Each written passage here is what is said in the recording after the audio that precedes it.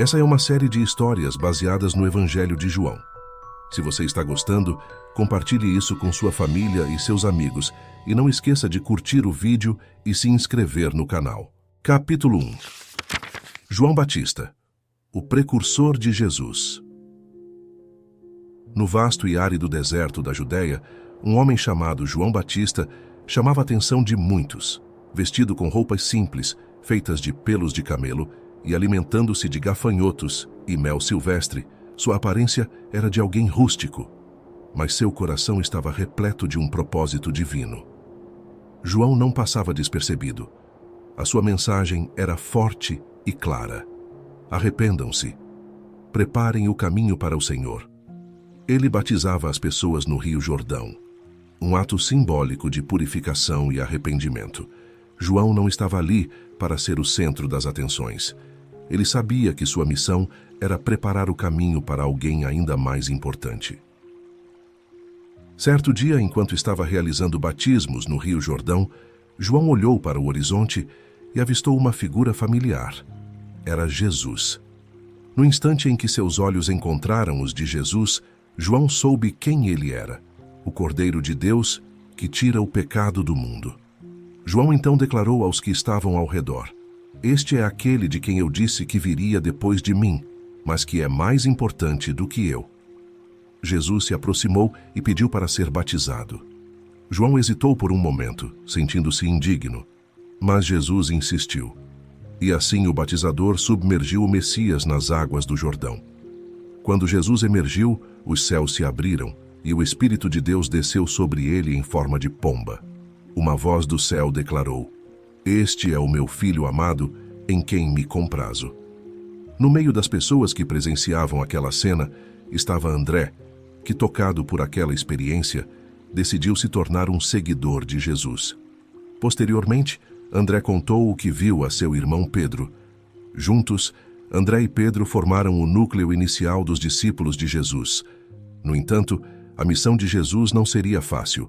Ele tinha vindo ao seu próprio povo, os judeus, mas muitos não o reconheceram nem aceitaram. Para muitos, Jesus era apenas o filho do carpinteiro José. Eles se perguntavam: como alguém de Nazaré poderia ser o Messias prometido? João Batista havia cumprido sua missão de preparar o caminho.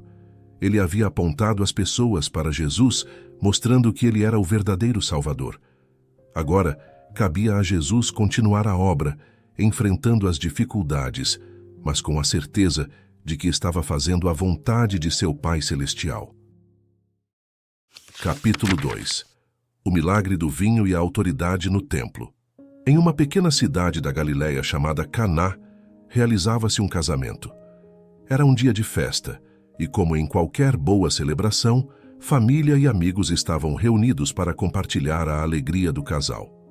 Entre os convidados estava Jesus, sua mãe Maria e alguns de seus discípulos.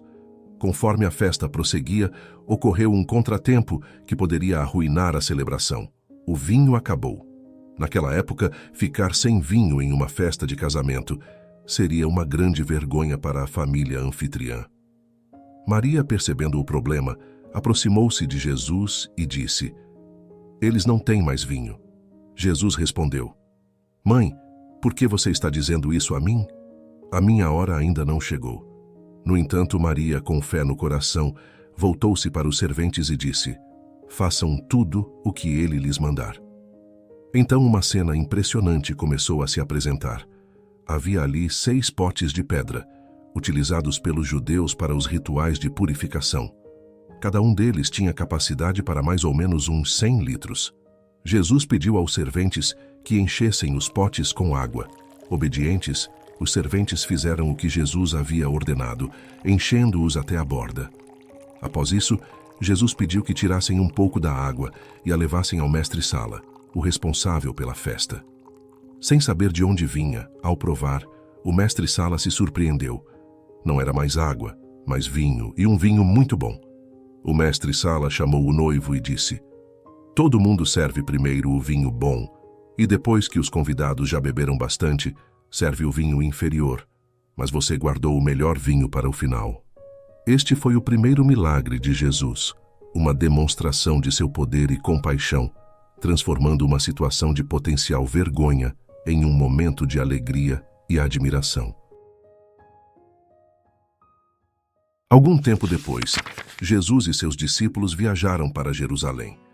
A cidade estava movimentada, pois era a época da Páscoa judaica, uma das festas mais importantes para o povo judeu. Pessoas de todas as partes vinham para adorar no templo. Ao chegar ao templo, Jesus se deparou com uma cena que o incomodou profundamente. Em vez de ser um lugar sagrado de adoração, o templo havia se transformado em um mercado. Havia vendedores de bois, ovelhas e pombas. Cambistas estavam sentados com suas mesas, negociando com os visitantes.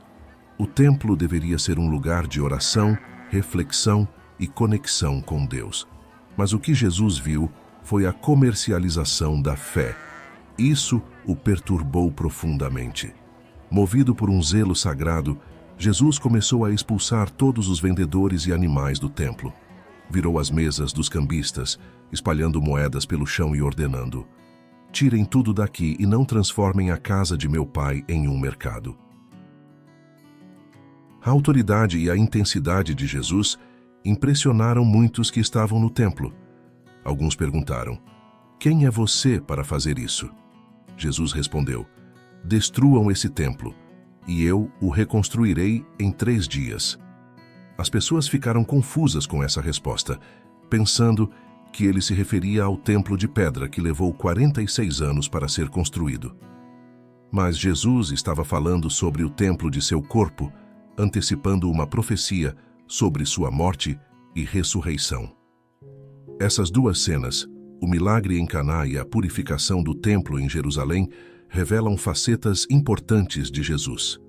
Em Caná, ele demonstrou compaixão, transformando a água em vinho e salvando uma família de uma situação embaraçosa.